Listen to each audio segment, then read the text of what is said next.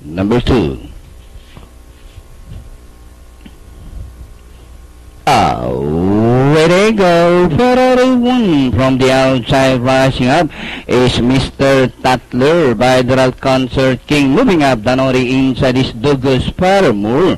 Ferrari 1, Douglas Paramore takes the lead, and on the outside, Windy Wind and Racing Import, Mr. Tatler, Concert King, and by the rushing up is Julia Ina Isa. Lever, second last, Monte Napoleone is running at the tail of the field, passing the last 950. It's still Douglas Paramore, Ferrari 1, measuring its other strength. Windy Wind, then here comes Concert King.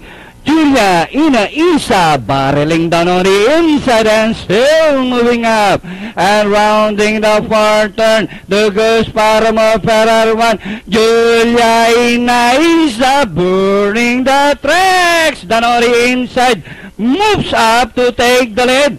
Julia Ina Isa is now the leader.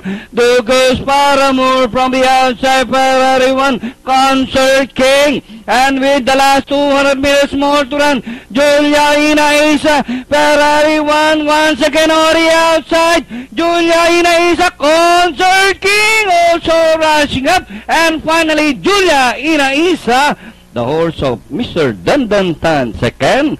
Concert King, Ferrari 1, Douglas Paramore, fourth.